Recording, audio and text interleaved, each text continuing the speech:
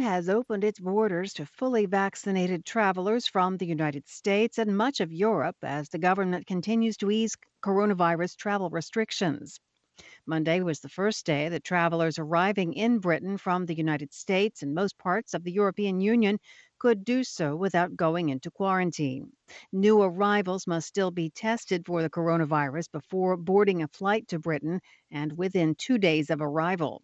Britain is maintaining quarantine requirements for French travelers, saying the country has a concerning number of cases of the Beta variant in some areas. The Beta variant was first detected in South Africa. Britain has one of the highest vaccination rates for its population, with nearly 90% of adults having had at least one shot. In the United States, more jurisdictions are requiring employees to get vaccinated or submit to regular testing as the country grapples with a rise of infections blamed on the Delta variant. Denver, Colorado Mayor Michael Hancock announced Monday the city will mandate all city employees and private sector workers in high risk settings to be vaccinated against the virus by the end of September. New Jersey Governor Phil Murphy said state healthcare workers, along with workers in corrections facilities or assisted living centers, must be vaccinated or face testing twice a week. In New York State, Governor Andrew Cuomo urged businesses to turn away unvaccinated customers. He said it is in the business's best interests because many customers want to know that the customer next to them is vaccinated. And the U.S. Centers for Disease Control and Prevention said Monday that 70% of U.S. adults have received at least one shot of a coronavirus vaccine. President Biden had originally aimed to pass that milestone by July 4th. Afghan forces battled Monday to stop the first major city from falling to the Taliban as the United States and Britain accused the insurgents of massacring civilians in a town they recently captured near the Pakistan border. Taliban fighters assaulted at least three provincial capitals overnight: Lashkar Gah, Kandahar, and Herat, after a weekend of heavy fighting that saw thousands of civilians flee the advancing militants. The war has intensified since early May, with the insurgents capitalizing on the final stages of the withdrawal of U.S. led foreign forces after almost 20 years. President Ashraf Ghani has blamed Washington for the deteriorating security, telling Parliament that the reason the country is in turmoil is that the decision to withdraw foreign forces was made abruptly. Ghani said he had warned Washington that the withdrawal would have consequences.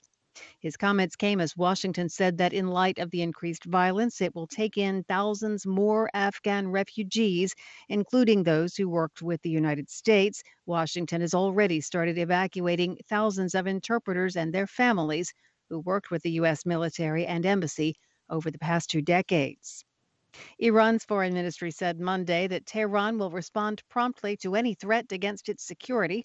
This came after the United States, Israel, and Britain blamed Iran for an attack on an Israeli managed tanker off the coast of Oman.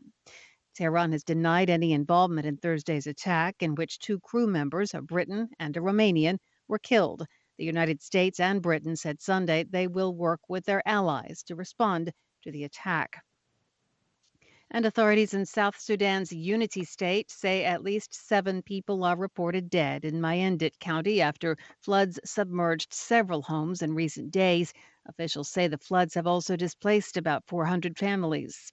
The Mayandit County Commissioner told VOA's South Sudan in Focus program that heavy rains have intensified over the past few weeks. He said at least 7 people have drowned, 17 have been bitten by snakes, as well as the floods destroying infrastructure, houses, and the livelihoods of hundreds of people. The county commissioner said nearly 90% of the land in Mayandit County is submerged. Nearly 400 families have fled to higher ground for safety, and more than 800 cows and goats have died in the flooding. And pro-migrant groups frustrated with President Joe Biden's continued use of a Trump-era expulsion policy from migrant families are seeking to block it in court, according to those groups who made the announcement on Monday.